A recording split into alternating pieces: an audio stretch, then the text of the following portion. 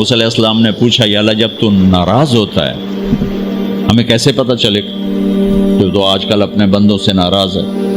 تو اللہ تعالیٰ نے فتح الفردوس، اللہ نے باقی جنتیں بنائیں کن کن کن، جنت الفردوس بنائی بکتبہ وکتبہ ورسلہ وبالبعث بعد الموت۔ ایمان عقیدہ اللہ پر، فرشتوں پر، کتابوں پر، رسولوں پر، موت کے بعد کی زندگی، یہ مدینے کا سوال ہے۔ اب آخری حج کا سوال ہے، یا رسول اللہ مل ایمان؟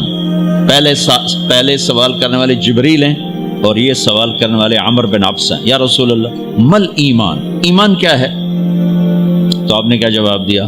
الصبر والسماحہ، الصبر والسماحہ۔ اب چھت بتا رہے ہیں کہ ایمان یہ ہے صبر کر اور معاف کر، صبر کر اور معاف کر۔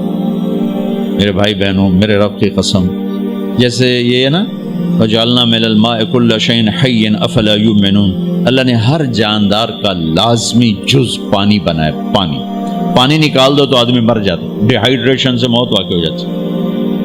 ہر جاندار کا لازمی جز پانی، دین کی تمام صفات کا لازمی جز صبر، صبر نکال دو تو سارا دین کچرا بن جاتا، صبر نکال دو۔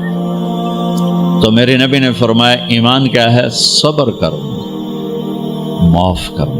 معاف وہی کرے گا جو صبر کرے گا، جسے صبر نہیں آتا اسے معاف کرنا بھی نہیں آتا۔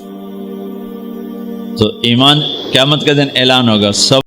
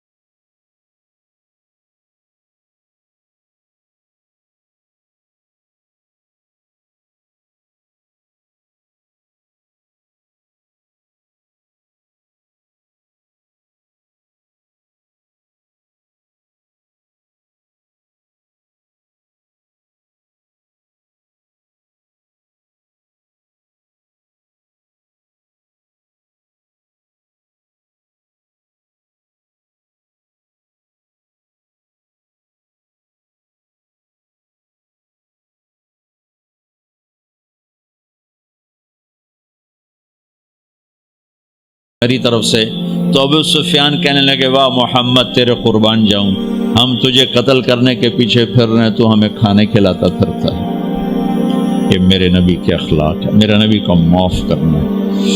آپ سوئے ہوئے ہیں، آپ کی تلوار اٹھا کر ایک بدو نے آپ کے پسلی میں ماری، آپ اٹھ کے بیٹھ گئے، تو کہنے لگا کون بچائے گا؟ یعنی میں تو پھر بھی دھل جائے گا،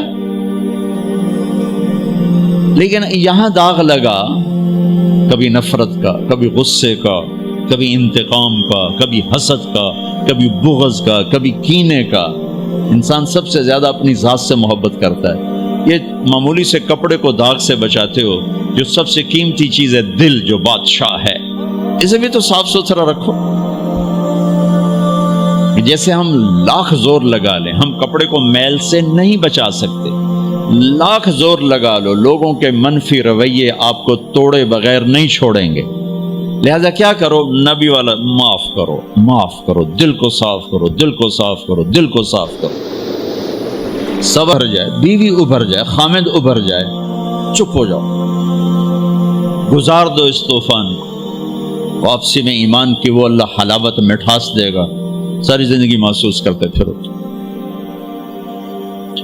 یہ صفت بھی معاشرے میں کوئی نہیں، نہ کوئی معاف کرنا جانتا ہے، نہ کوئی صبر کرنا جانتا ہے۔ تو یہ میں وہ چیزیں بتا رہا ہوں جو معاشرے میں کوئی نہیں ہے، میں اور آپ کر لیں گے تو ہماری قیمت بڑی لگ جائے گی۔